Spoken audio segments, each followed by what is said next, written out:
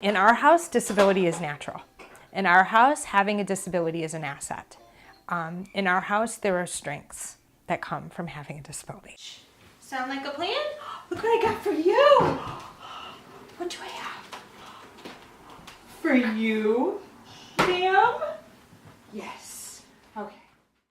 When you have a disability, you think long, at least I did. I thought long and hard about big life things. I worried about some well-meaning person who didn't understand how I live my life with a disability calling the Department of Children and Family, for example, and going, oh, I don't think this mom is fit to parent. It's an assumption that still persists that people with disabilities do not have children or cannot have children or do not want to have children or should not have children.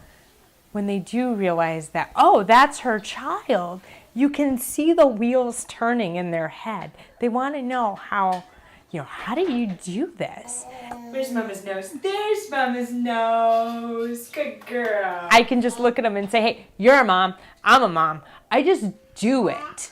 Evelyn doesn't care that I have a disability. Everybody else in my life cares. Even if they think positively about who I am as a person with a disability, sometimes people think negatively. Everybody at their core has some sort of opinion. Evelyn doesn't.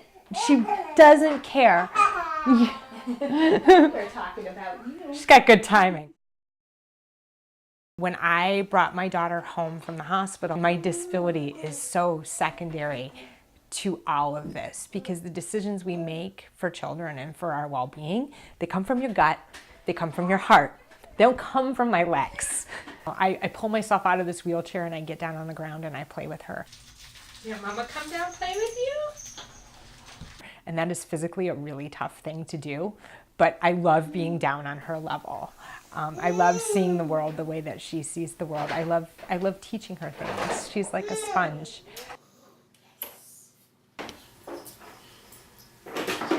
Will you go take a nap? Bye. I love seeing her with her dad. I love watching them sometimes do things that I physically can't do with her. I love watching him help her learn how to walk.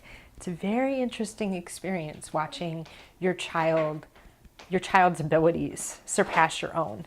And that happens to every parent. But for those of us with physical disabilities, that happens a lot sooner. Where you going? At 15 months old, Evelyn's gross motor abilities have surpassed mine. And watching her succeed and watching her learn how to walk is the most amazing thing because it's so easy for her. And it blows my mind, but I love it. I love learning from her. Abby, you want some yogurt with your lunch? I can still say having a child is the absolute best thing I've ever done. It is the most fun.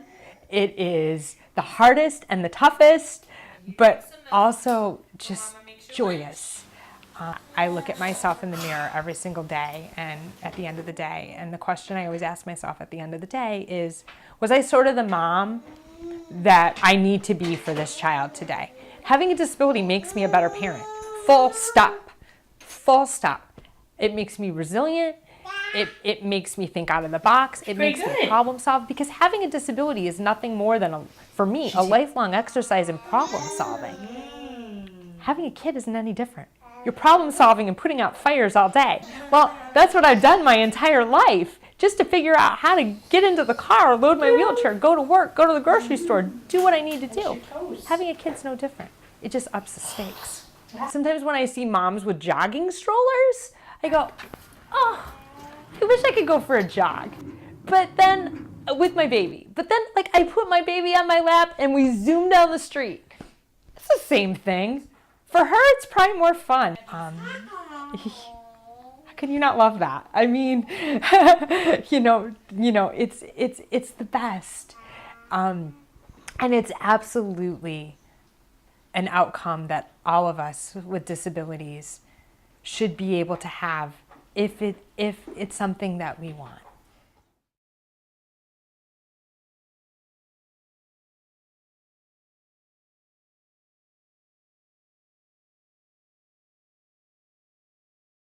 Bye.